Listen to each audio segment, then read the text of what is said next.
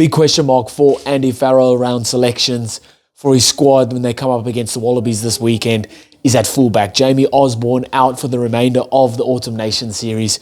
Who plugs that hole at fullback? Do you throw James Lowe there? Do you move Jack Crowley to fullback and start Sam Prendergast at 10? Does Kieran Frawley come into the starting lineup? Couple of decisions, couple of question marks around that. Here's my predicted Irish team to take on the Wallabies at the Aviva in Dublin. What changes would you make? Let me know in the comments. Who would you bring in? Who would you leave out? Do I know anything about Irish rugby? Join in on the conversation. As you can see, I'm back in at the studio, back home. I've had a lovely time on holiday, but I'm back at home, back into it. Better quality video, better quality sound, I'm hoping as well. And always a better quality insight, hopefully, as well. If you haven't already, hit that subscribe. We do have the goal of hitting 10,000 subscribers by the end of the year. Jump in, share it with your mates. Let's get there. As a community, as a Kick On Rugby community, let's get there. Or let's at least help me get there. But we'll get straight into it. And I don't do this often, but what's up, guys? Dane here, host of Kick On Rugby. We got the predicted Irish team to take on Wallabies this weekend. Andrew Porter, Dan Sheehan, Tyg Furlong up front. Then Tyg Byrne, James Ryan in locks. Ryan Baird, Josh Vanderfleer, Caelan Doris. Back row, Jamison Gibson Park, Jack Crowley, 9 and 10. Then Stuart McCloskey and Gary Ringrose in the centres, and back three of Jacob Stockdale, Tommy O'Brien and James Lowe. On the bench, we've got Ronan Callagher, Paddy McCarthy, Finlay Beelum, Nick Timoney, Jack Conan, Craig Casey, Sam Prendergast, and Bundy Aki. Very, very strong side. Exciting. Couple of changes made. Couple of kind of the squad that, man, we kind of know who's playing and who's not going to play, who Andy Farrell's going to pick. He kind of picks and sticks, doesn't he? He's got his core group of players that he backs right until the end. You don't mind it. When they're playing well, you don't mind it. They come off the back of a strong performance versus Japan. Wallabies come off the back of a very poor performance versus Italy. And they'll wanna one-up that. They'll have to. Otherwise, they could get their pants pulled down massively here by Ireland. But again, that's too much. That's more of the preview. We're just here talking about the Irish squad. As always, what changes would you make? Why would you bring certain players in?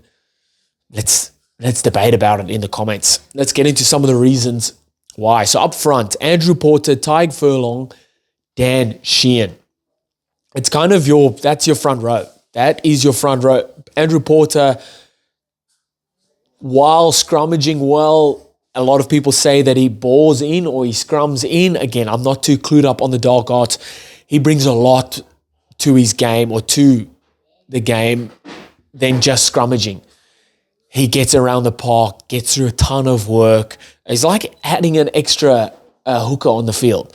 He gets through that much work and he's got that big of an engine. Andrew Porter. Tyg Furlong brings you the scrummaging, brings you the physical side of it, but then also brings you the soft hands. Lovely soft hands right up at the line, draws the defenders in and plays those balls lovely out the back. Dan Sheehan is like having an extra centre or flanker on the field. He is your Mount Rushmore of hookers. For sure, him and Malcolm Marks are sitting up top there. Cody Taylor scratching at their heels as well. Very, very strong Dan Sheehan, and just backs it up with every performance that he gets, or every opportunity he gets to perform. He just shows that. Tyg Byrne, James Ryan in the locks for me. This is, again, your locking. This is Irish locking pairing. Tyg Byrne, and I've said my bits on him. He's so important to this Irish side. While their lineouts have been struggling, really, I think it's a timing thing. And I think as the weeks roll on in this Autumn Nation series, it's going to get better and better. As the timing all comes in, they start to feel each other out as well. That's with regards to timing, not any other way. But I think that is your lock pairing there. James Ryan, obviously good in the lineouts there as well, and then gets around the park and gets through a ton of work. Byrne is like having an extra flanker on the field. Really good there. And then on the bench, you've got So my bench, and I'll have to get to the back rowers first, but I'll stick on the locks for now.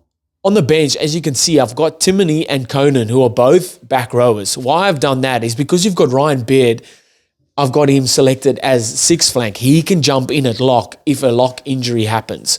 And then you bring on one of the flankers there. Whether they go that route, not sure, because you could have Ian Henderson, you could have someone like that on the bench, but I've gone with a more robust bench in regards to back rowers.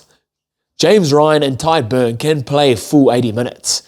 If so, leave them there. Tell Caelan Doris and Ryan Beard, go for your life.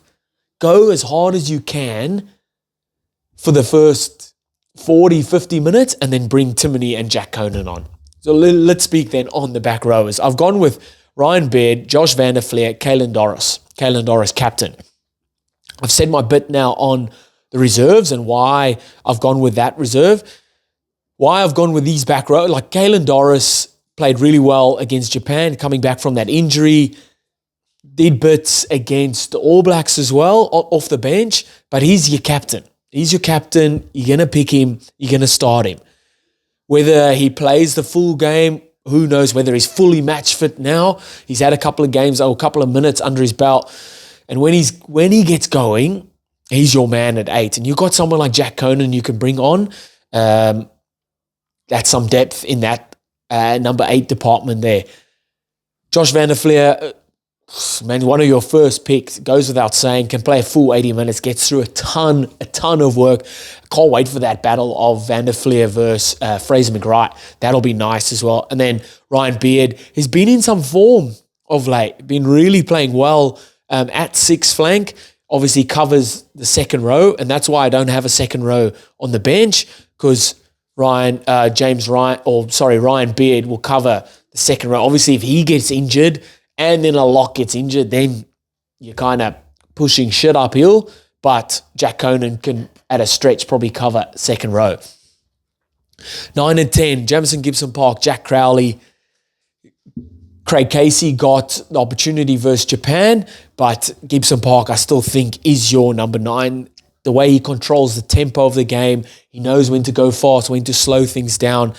He's your 9 there. I think Crowley's been playing really well. They started him versus Japan, gave Prendergast a lot of minutes, but Crowley's your 10, and he's going to start at 10. He's going to stay there, I think.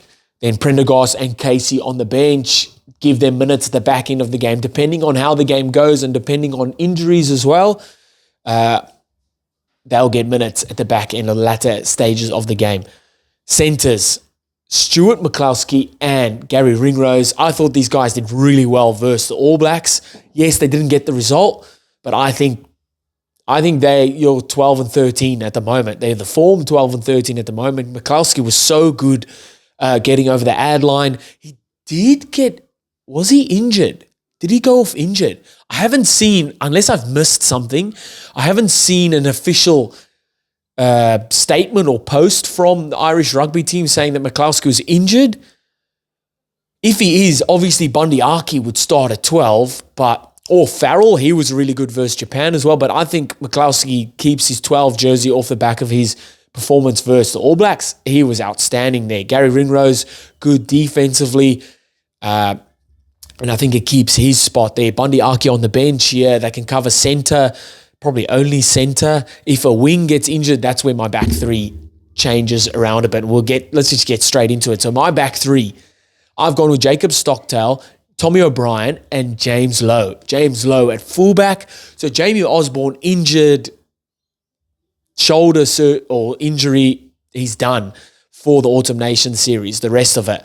I think they bring James Lowe into fullback and keep the wing pair that they had versus Japan. So keep Stockdale, keep Tommy O'Brien. O'Brien, man of the match performance versus Japan. I think he definitely keeps his spot there. It's whether or not they put James Lowe back to left wing and put someone like maybe Kieran Frawley at fullback.